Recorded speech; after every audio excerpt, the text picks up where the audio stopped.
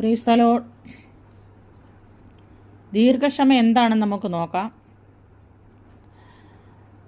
മക്രോദിമിയ എന്ന മൂലപദത്തിൻ്റെ അർത്ഥം മറ്റുള്ളവരുടെ ദ്രോഹങ്ങളെയും എതിർപ്പുകളെയും പരിഹാസങ്ങളെയും പിറുപിറുപ്പോ അതൃപ്തിയോ നീരസമോ പ്രതികാര ചിന്തയോ കൂടാതെ ദീർഘമായി സഹിക്കുവാനുള്ള കഴിവ് എന്നതാണ്. കർത്താവ് ക്രൂശിൽ കിടക്കുമ്പോഴും ദീർഘക്ഷമ പ്രദർശിപ്പിച്ചു. ക്രിസ്തുവിൻ്റെ പ്രത്യക്ഷത താമസിക്കുന്നതും അവനെ ദീർഘക്ഷമയോടുള്ളതുകൊണ്ടാണ്. 2 പത്രോസ് 3:9. യോസേഫ് തൻ്റെ സഹോദരന്മാരോട് ദീർഘക്ഷമ കാണിച്ചു. നാമും ദീർഘക്ഷമ ഉള്ളവരായിരിക്കണം. യാക്കോബ് 5:8. ദയ എന്താണെന്ന് നമുക്ക് നോക്കാം.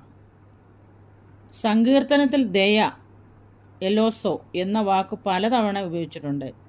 അതെ, ദൈവം ചെയ്ത ഉടമ്പടിയോടും ദൈവത്തിൻ്റെ വിശ്വസ്തയോടും ബന്ധപ്പെട്ടതാണെന്ന് മനസ്സിലാകും.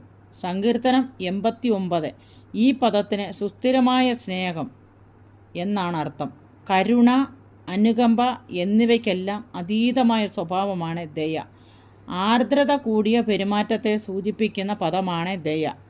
അർഹതയില്ലാത്ത നമ്മെ സ്നേഹിച്ചു അകൃത്യം കണക്കിടാതെ ദൈവമക്കളാക്കി തീർത്തത് ദൈവത്തിൻ്റെ ദയ ഒന്നുകൊണ്ട് മാത്രമാണ്. പരിശുദ്ധാത്മാ നിറവിലും നിയന്ത്രണത്തിലും ജീവിക്കുന്നവരിലുണ്ടാകുന്ന സ്വഭാവമാണ് ദയ. പരോപകാരം.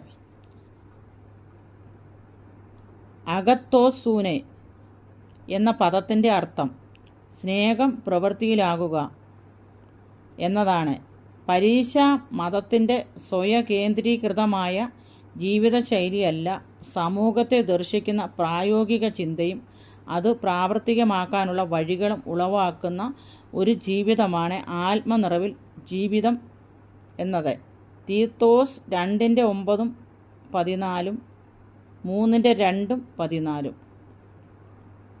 വിശ്വസ്തത എന്താണ് നമുക്ക് നോക്കാം. വിശ്വസ്തത എന്നതിന് പീറ്റോസ് എന്ന പദമാണ് ഉപയോഗിച്ചിരിക്കുന്നത്. ദൈവവചനത്തിലും ആശ്രയിക്കുന്നത് നിമിത്തം ഒരു വ്യക്തിയുടെ സ്വഭാവത്തിലുണ്ടാകുന്ന മാറ്റത്തെയാണ് പീറ്റോസ് എന്ന് പറയുന്നത്. വിശ്വസ്ത മരണപര്യന്തം വിശ്വസ്തനായിരിക്കുക എന്നത് കർത്താവിന് സഭയോടുള്ള ദൂതാണ്. കർത്താവിൻ്റെ ദാസന്മാർ വിശ്വസിക്കുവാൻ യോഗ്യരാണെന്ന് എണ്ണപ്പെടേണ്ടവരാണ്. മനുഷ്യപുത്രന്മാരിൽ വിശ്വസ്തന്മാർ കുറഞ്ഞു പോകുമ്പോൾ ദൈവ